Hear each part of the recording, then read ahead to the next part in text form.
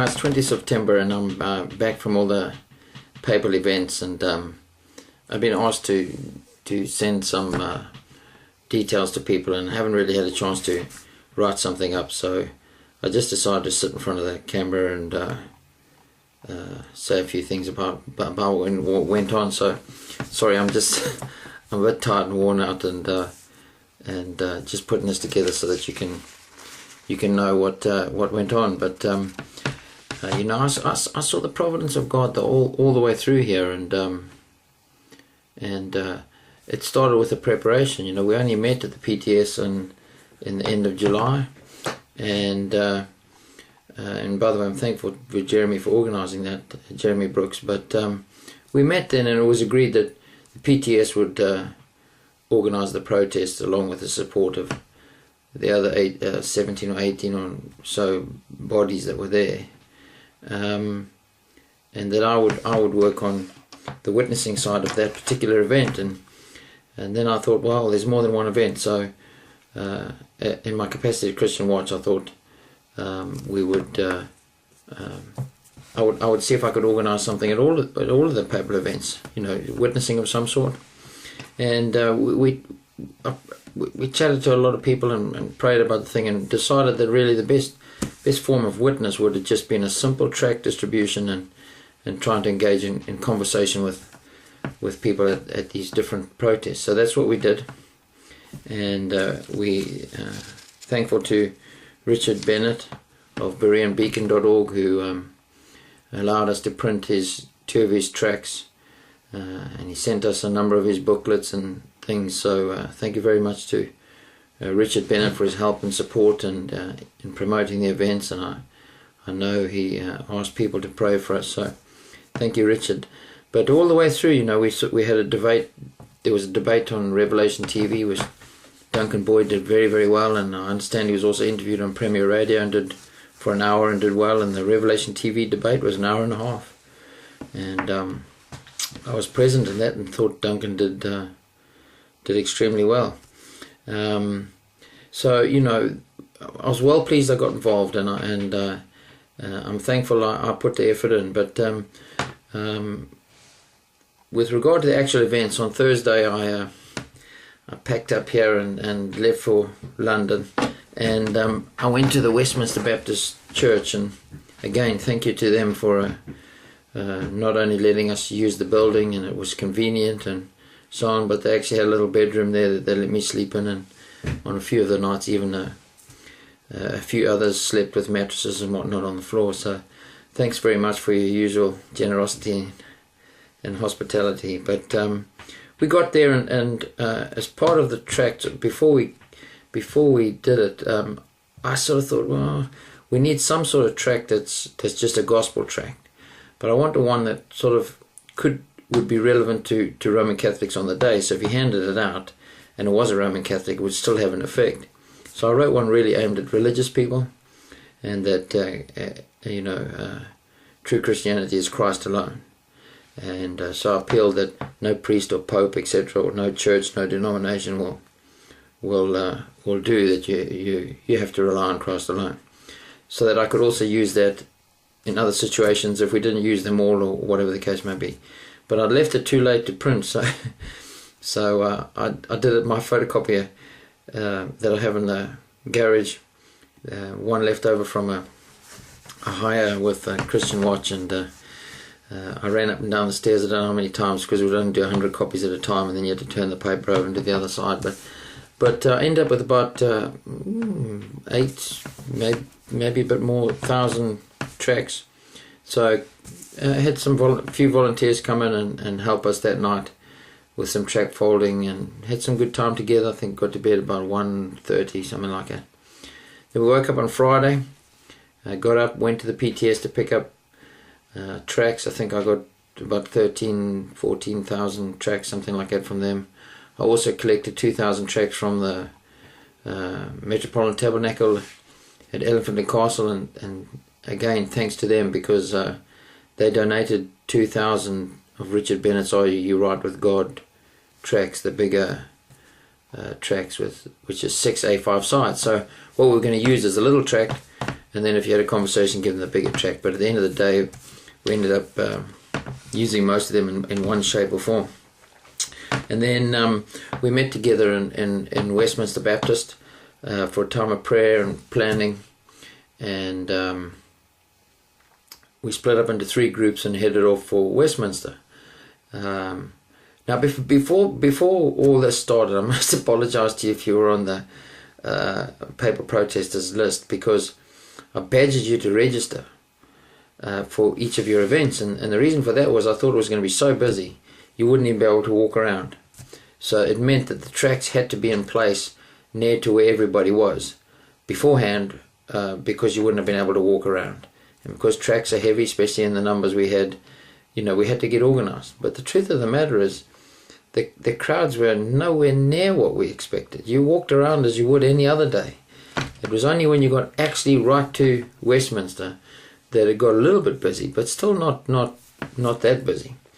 And because of that, some of us ended back at the protest site sooner than expected, because there was no tracting opportunities.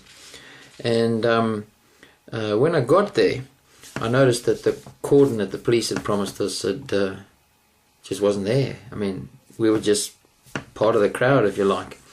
But because that's the spot that we had told people to go to, I could already see people there with their banners and saw a few familiar faces and so on.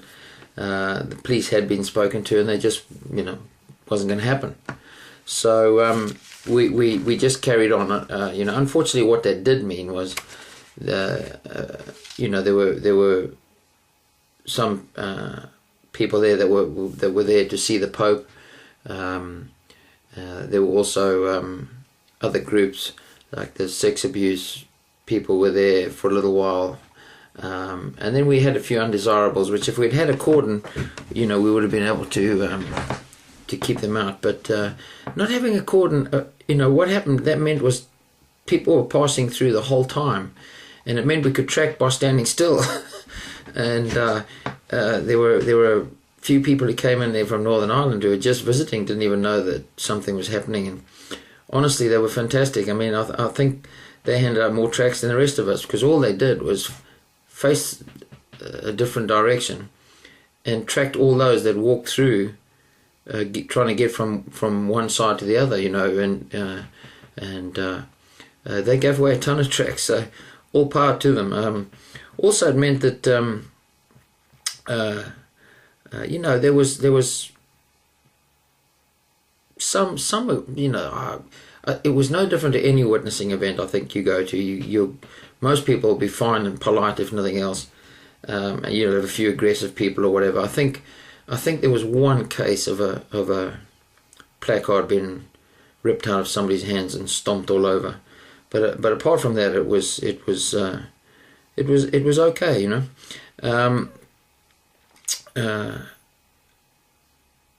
but you could see, as the protest went along, you could see how organised these Roman Catholics are, because you didn't see much. You saw the odd flag, and there was some woman ranting on all that for ages about how much she loved the Pope, and how Henry VIII had murdered millions of Irishmen and blah blah blah.